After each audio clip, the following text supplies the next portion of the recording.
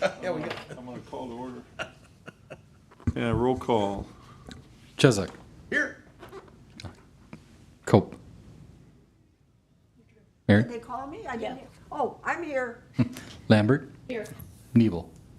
Stenberg. Here. Approval of the agenda. I'll move to approve. I'll second. Any discussion? All in favor? Aye. Aye. Any against? Motion approved. Approval of the minutes from May 9th, 2024 TAC meeting. Move to approve. Second. Discussion? All in favor? Aye. Any against? Motion carries. Financial report. Thank you, Mr. Chair. I'll just highlight that obviously a few items we get paid quarterly based on some of our grants, and then some of the expenses are typically lagging like a month behind, like some of our invoicing. So it's a little bit tough to draw too many conclusions on it, but it does appear that we are on pace based on what we budgeted for the year. And looking at where we might end up at the end of the year. So things are looking about where we expected things to be, all things considered. Yeah, if there's any other questions I can answer. I got a question. Go ahead, Jeff. Jesse, Yes, sir. when it comes to cleaning, washing and all that,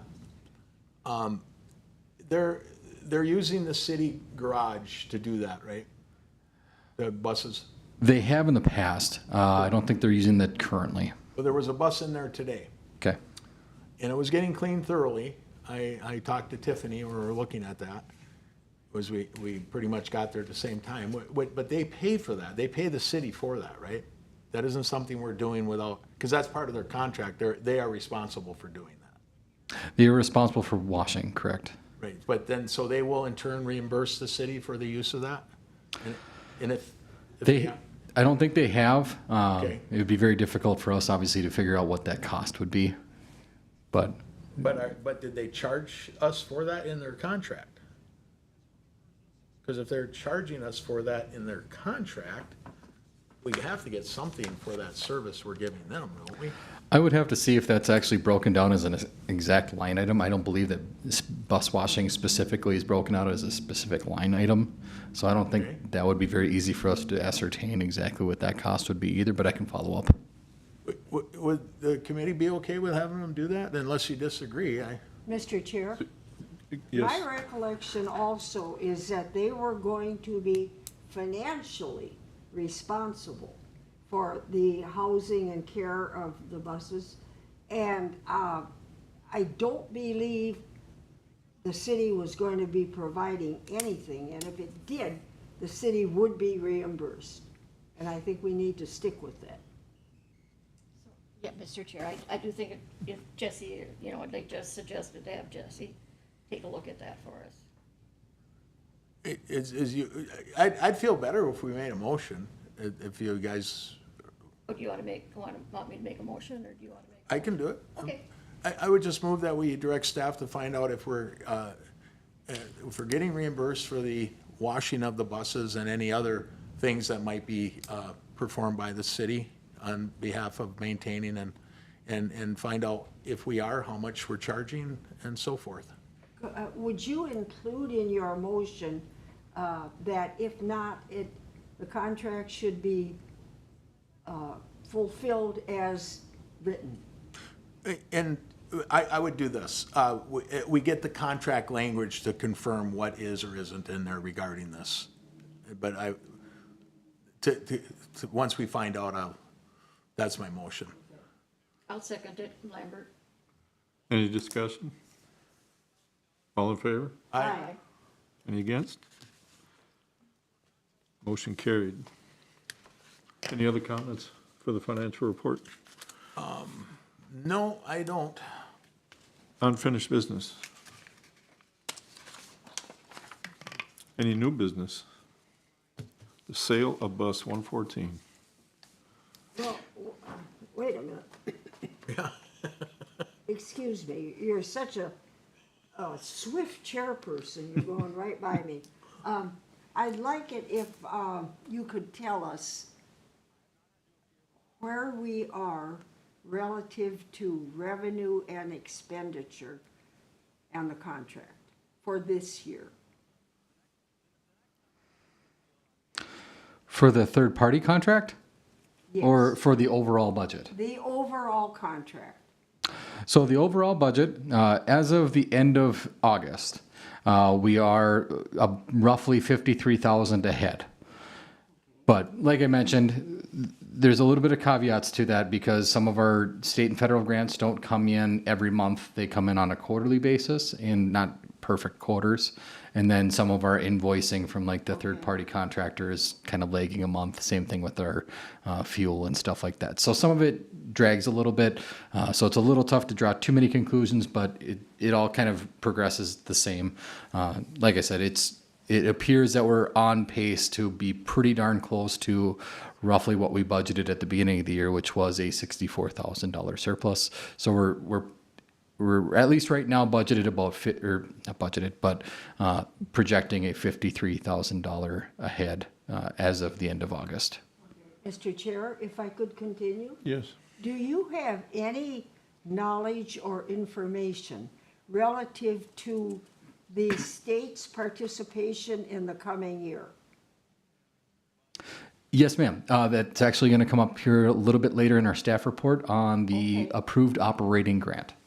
Okay, thank you. Yes, ma'am. And one more, if I may. The revenue from our ridership, is that increasing or decreasing? Compared to previous years, it's increased, obviously because of increased fare costs. Obviously, decreased ridership doesn't help that, but overall, we've generated more revenue, which was obviously the intent to cover our expenses. Do you know how Baxter is doing? I know they had some real issues.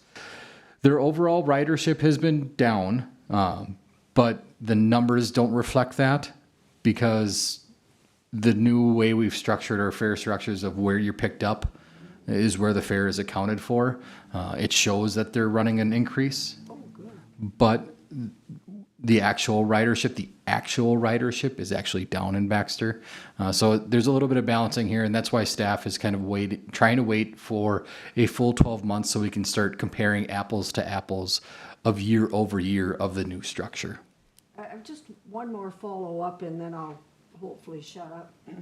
I've kind of been thinking about this. Do we really need to have as many buses on the street as we do? If our ridership is down everywhere, maybe we could just kind of garage one bus and not have the expense of that one. So that is something that staff is going to do some more analysis of after we've got, like I mentioned, after a full year's worth of numbers and ridership so that we can start comparing year over year, apples to apples, of how our operations are doing with the changes to make better recommendations, not only just from an operations standpoint, if that's from a service standpoint, if that's from fares, buses, overall, but we want to make sure that we have good information to be able to base some of those recommendations on. Just something that I believe as a committee we should stay on top of as much as we can. Yes, ma'am. Thank you. Mr. Chair? Yes. So, when we look at ridership in Brainerd, I think we did a good job in keeping to a very competitive, fair price. At $3, it's extremely fair when you compare it to what Baxter charges at $7. But is it a drawback for Brainerd riders? Because if they want to go to Baxter, what a lot of people do, they're paying over twice the fare coming back home. You think that has affected the Brainerd ridership to, in the sense that they avoid using the bus because if they don't go to Baxter because of that higher cost to come home or come back to Brainerd? I mean, if you were to guess even, I cannot say that, okay? but anecdotally, you would think that that would have an effect. Yep, we don't have any hard data on that. Okay, so then the 1 year is actually, wasn't it from the time the county on September 11th, that got delayed a little bit, didn't it, last year? Correct. Okay, and that's sometime next month? Yeah, September 11th was when the county changed their service. The problem is our reporting lags a month. Okay. So we haven't gotten our August Right. numbers yet, so that's kind of where we're waiting for. Thank you. Mr. Chair, could I ask one more question? Yes, ma'am. Do you know if, in fact, the county wanted to withdraw from the contract, are they able to do so legally? Yes, ma'am. I don't think they're real happy. There are provisions in all of the agreements with our cooperative partners that any of the agencies are able to withdraw from the agreement with a certain amount of notice. I believe it's 6 months' notice to be able to withdraw from the agreement. If they did, what would happen to the share of the money that they now access? Are you referring to the percentage? Yes. Or, so we would have to figure out, depending on how that falls, if that's like mid-year, we would probably have to analyze the part of the year that they're part of the system and then part of the year that they're not part of the system. And then from there, come up with a new percentage for us and Baxter then. And then again, work out a new agreement with Baxter based on that new percentage. Thank you very much.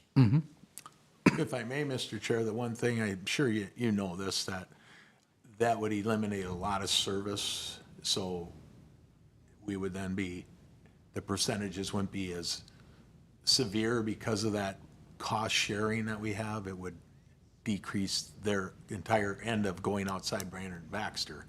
So all of that travel that they do now is, that expense is gone.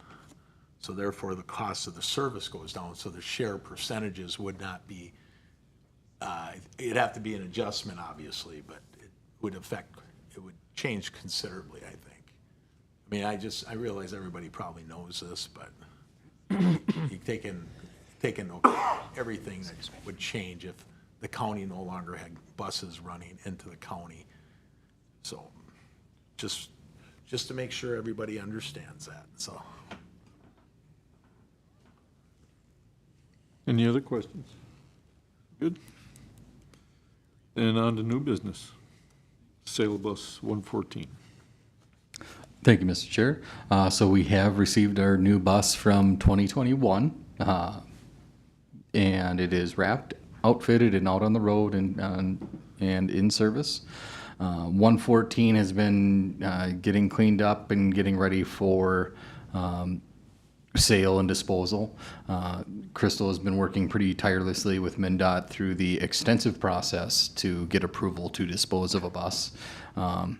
Right now, staff is looking for a recommendation from the TAC to get council authorization to dispose and sale of bus 114. Currently, bus 114 is a 2013 diesel that's got over 250,000 miles. It's considered 100,000 miles over its useful life. They're typically expected to get 150,000 miles of useful life before they're turned over. But obviously, we had a significant delay in getting new buses, so we've had to kind of do our best to keep these things on the road as long as we could. So at this point, we're ready to move on from bus 114 now that the new bus is on the road, and we're hopeful that we're going to see our next new bus probably not this fall, maybe early spring.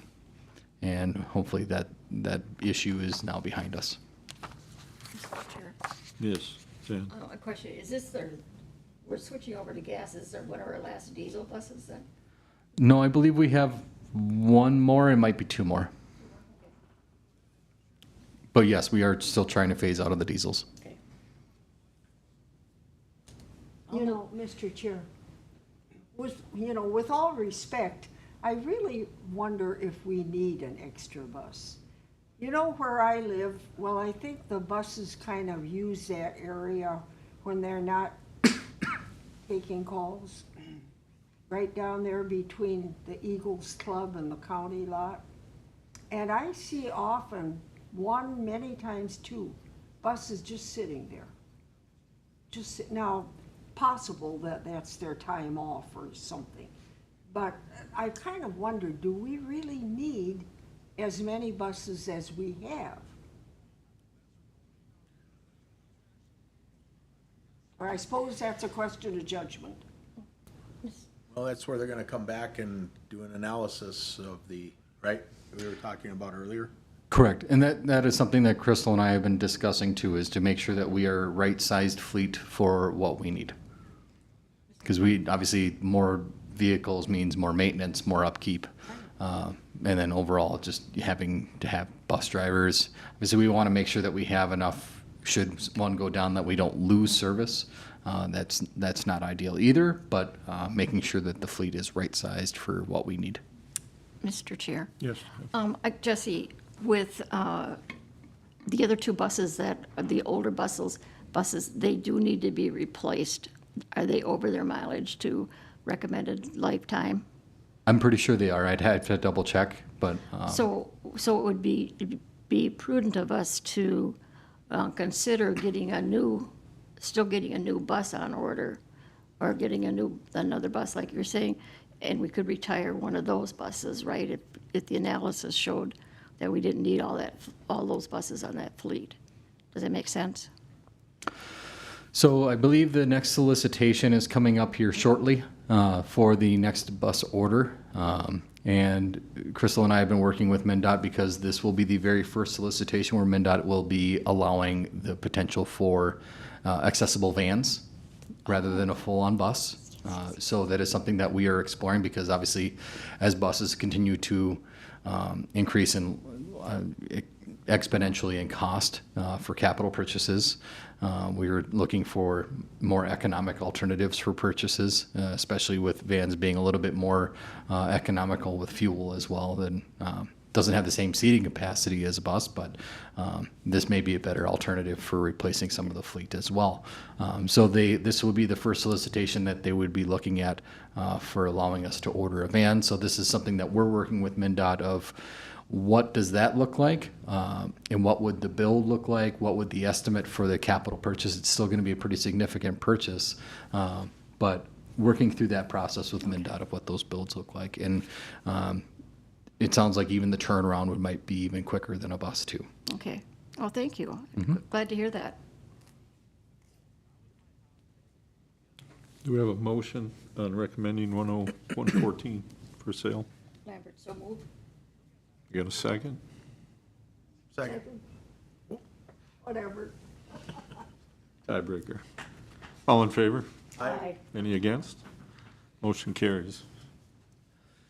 Public forum. Do we have anybody in the public that's wanting to make a comment? Now's your chance, Maureen. My daughter Maureen is my driver. You can get up and tell us what you think. I don't have any. Okay. Staff report. Wait a minute. Somebody related to you that doesn't want to talk? No, Jeff. Be kind. That's a good point, Jeff. Good point. Sorry. It's okay. Staff report, any updates since the packet? Just want to highlight a few things. So I tried to do about as best as I could of a recap of the last year, rather than just kind of the last few months, just so everybody can get an idea, especially since the changes kind of went into effect. So I kind of broke down kind of the monthly ridership reports since those changes were implemented. So you can see obviously a lot of decreases. A lot of that would likely be because of the fare increases, and obviously the county had significant changes to their service, so you can expect quite a bit of changes in ridership there. And then I just made sure to put that asterisk on the total, is that some of those comparisons, you're comparing service with Pine River versus service without Pine River, so there's a little apples to oranges there as well. So I wanted to try and give a little bit of a breakdown there. Again, need a little bit more time to get a full year so we can start comparing itself to itself rather than comparing a service that differed to itself. So I want to make sure that we're making good, responsible recommendations that way. But I also did a quick comparison of our operating and ridership just for everything from the beginning of this year to the end of July, which is the latest set of ridership reports that we have, and then comparing that with 2023. So that's included with the report. As we know, we've recently updated a lot of our some of our operating policies, like the allowing 6 bags on the bus rather than the 4 bags. So one of the things that we did was we updated the rider guide. So I included the updated rider guide that's been provided to folks. So that I included in the packet as well. And then to what was referred to, Mary, the notice of the operating grant. This has been approved by MnDOT now, so I included this for reference. MnDOT was gracious enough to bump up our operating grant quite a bit now. Originally, we were kind of projecting somewhere in the realm of about 1.4 and a half or 1.5 million, and we were going to be running really short, similar to what we've done for the last 2 years. Looking at it next year, they've been able to bump us up quite a bit now to over 1.6 million for a total budget. Excuse me. With that, their grant funding is going to match us a lot higher than they would have before. So this is going to be able to provide us a lot more flexibility than they would have before. Now we have to do a little bit more analysis, again, once we get the full year's worth of ridership reporting. We're going to plug some of this stuff into 2025's projections. And like I said, we're going to give you a lot more better recommendations once we have some of those numbers in there. But I wanted to make sure that I pointed this out as having MnDOT being able to bump up our operating grant allowance will go a long ways to make sure that their ability to grant us more funds will be available to us in 2025. So that's going to help us out a lot. I know in the previous years, like we've referred to, they've previously capped us to a 2% year over year. I can't recall right off the top of my head what this would be, but it is not a 2% cap. They are allowing us to go quite a bit over that. So this is a big deal for us. Have you heard, or do you know what the state trend is as far as ridership? If other state transit systems are either increasing their ridership or they're in the same boat we are, where they're decreased ridership? That'd be a question for Crystal. I don't have that number on me. Just wondering what the state trend is. Okay, Mr. Chair? yes. I have a question that because somebody asked me this question. When we have service animals, do they have to show that they are service animals? No, okay. That's all I needed to know. Thank you.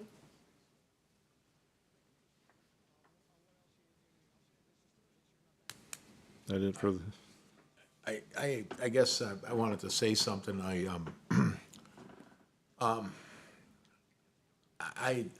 To me, it's alarming, the number of riders that are decreasing, and I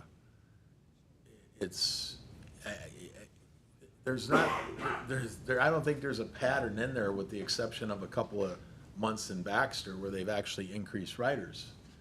And this is comparing it to the previous year where it was a completely different service design, right? Is that Correct. a fair statement? Okay. So, but the bottom line is ridership's decreasing, and it is, unless this starts to plateau or even perhaps slightly increasing, getting back to, are we going to be able to sustain this operation, do you think? With, Mary's point, it would stand to reason if we don't see a leveling off of, rider stop decreasing, and we at least plateau at a certain level. how do we justify having the number of buses, the number of hours, and that type of thing, if we don't see some significant improvements in ridership? That's what it's all about. I mean, I know you and Crystal are obviously looking at that, right? Yes, sir. Okay. Excuse me. Yes, sir. What we've been really focused in the last 12 months, to your point, the decrease in ridership, but you're trying to compare apples to oranges because there's two different services.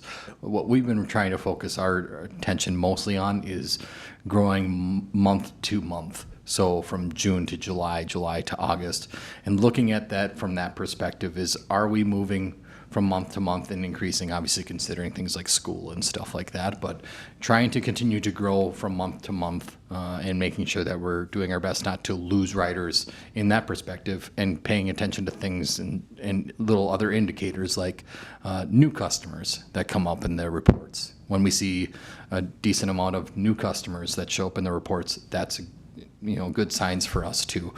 So those are things that we're really keying on right now in the last 12 months that help indicate how the operations are doing, at least when we can't draw a lot of good conclusions from last year, if that makes sense. Yep, it does. I mean, I didn't want to, I assumed you guys are looking at that, so I mean, that's your job, but it is concerning. I don't think any of us want to see the numbers going down, and it has been, so just keep an eye on it and let us know and talk about it next time, I guess, so. Mr. Chair, I agree completely with what Jeff is saying, and I do think we have to be kind of clear-eyed and hard-nosed. And if we have to make some decisions about fewer routes or fewer whatever, we have to do it. We have to do it. We have to be responsible people. So I think this has been a really kind of good discussion. Maybe not one we like to have, but we live in the real world. And there are real people out there paying taxes. And real people are hurting many times. So what we can do to be efficient and make the very best of every dollar, we should do. So thanks, Jeff, for bringing that up again. Well, I mean, to your point, we aren't levying the Brainerd taxpayers, so that's a positive. When we start getting into that discussion, there's definitely gonna be some louder alarms being heard. So yes, you definitely are, we gotta pay attention to this, so. Mr. Chair? Yes. Jesse, how long, we had quite a change in our policy with fees and fares and everything.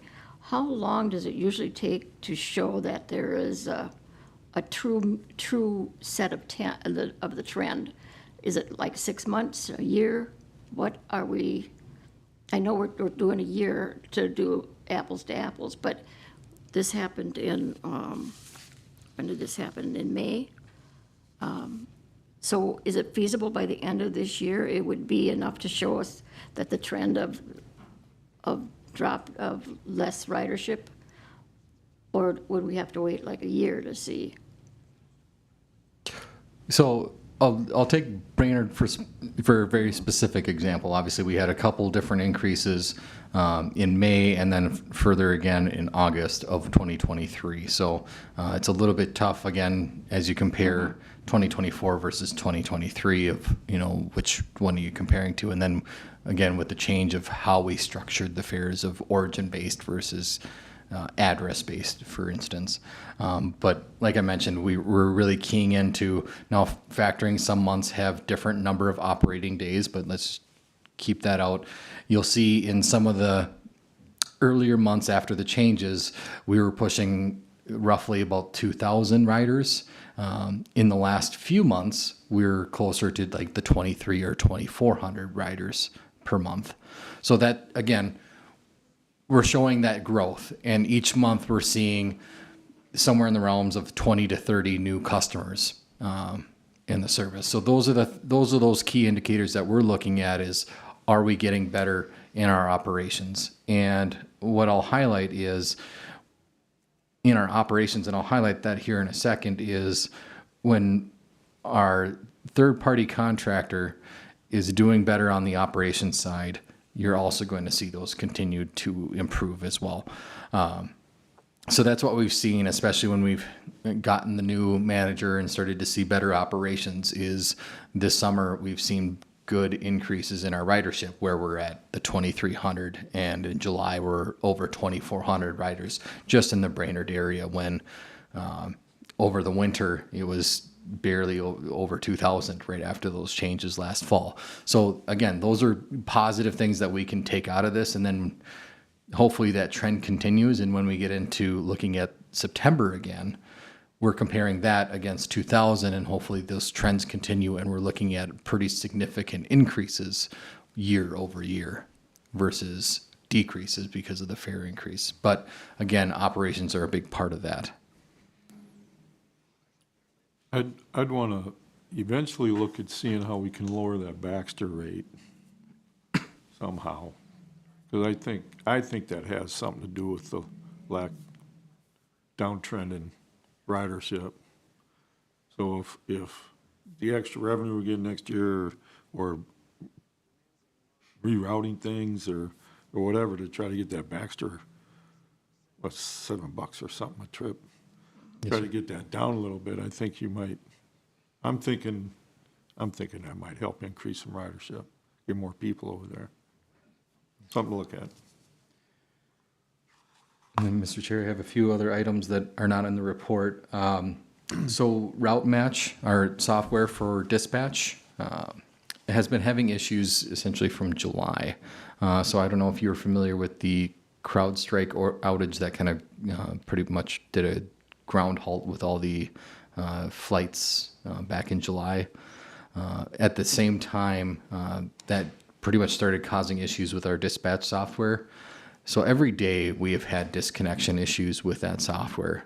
Every day with that software, all the way up until now. So we're pushing over 8 weeks now. And we've been in constant contact with Trip Spark, who owns Route Match, and trying to work through these issues. And we still have not gotten resolution on that. MnDOT has been involved in that and doing our best to try and get something resolved with that. But we continue to try and work through those issues, although it's just we really aren't getting any real solutions, to be quite honest with you. And it's quite frustrating to the point where my intent is to review our contract and see what our options are with that contract, because it is very concerning. The issue when those things disconnect was we have to essentially dispatch routes by hand, and we lose the routes that were previously scheduled because we can't get into them. So that becomes a big problem when we can't get access to that software. So the longer this continues, the bigger the problem is, and then having to go back and manually enter those into the system after the fact, that can cause problems as well. So again, because this has continued every day since July, this has become a very, very big problem for us as a staff, as well as the contractor trying to manage that problem. So we are continuing to work through that process, but keep note that we're even reviewing our contract at this point of what our options are going to be if they just, I'm going to say choose not to solve it, because we really haven't, no matter what we've basically told them, they haven't provided us any guidance to help solve this.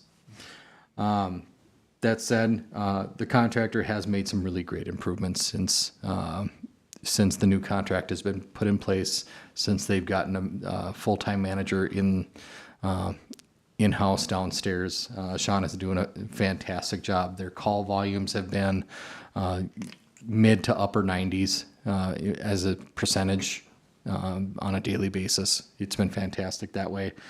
He's been on top of getting our planned and preventative maintenance done on the buses on a regular basis.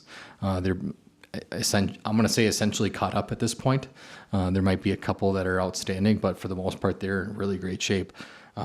In regards to planned and preventative maintenance, there's some outstanding just repair items that need to get taken care of, but we are in weekly communications with them on those items and continue to keep track of those things.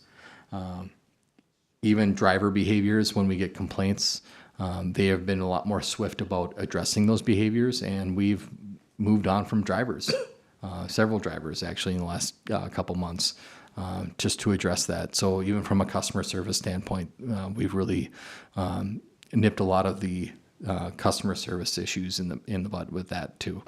So they've really turned things around operationally across the board, even from not only customer service, but as well as operations. There's still some issues with data entry. Again, the software issues does not help, but there were some other issues.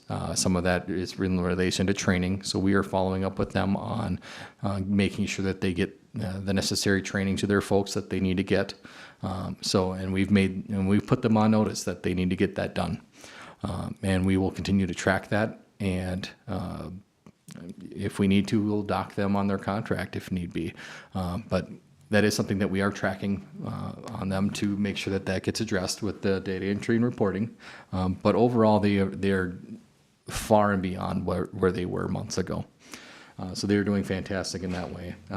Other goals that staff is kind of working on, not only shortly, but kind of as we move forward in the next handful of months.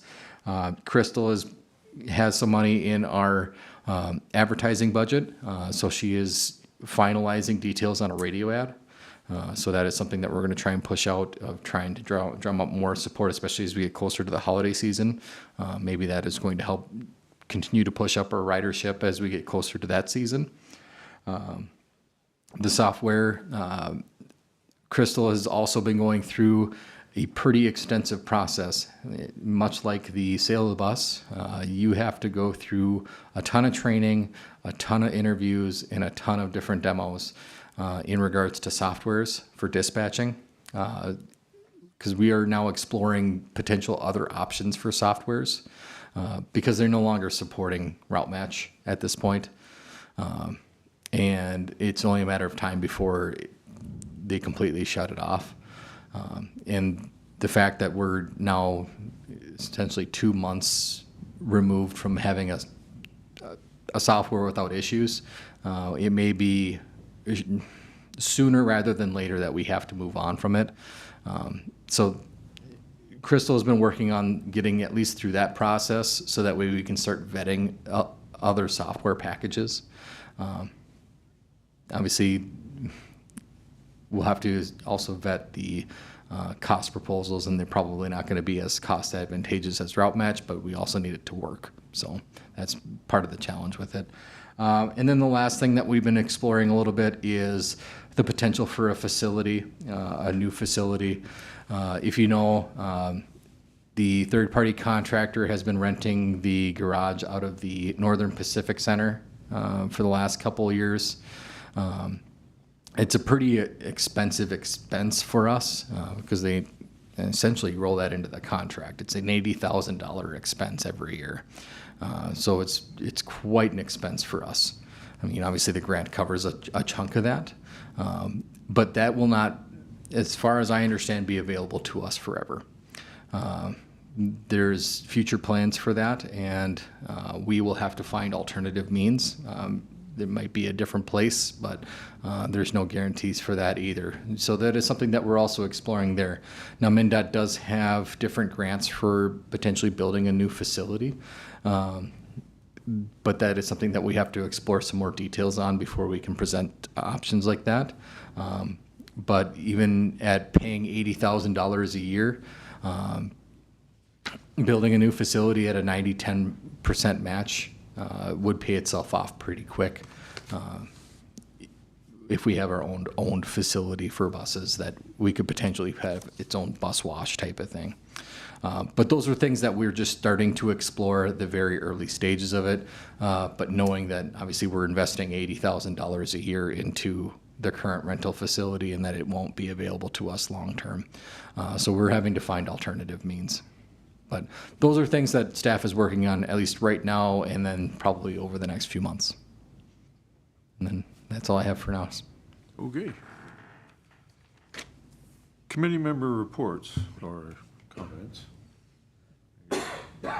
Anything? Mr. Chair, all I want to say is, Jesse, if you could compliment our third-party contractor for the improvements that they have done. From me anyway, I would appreciate it. It's nice to know that it's working better. Any other comments?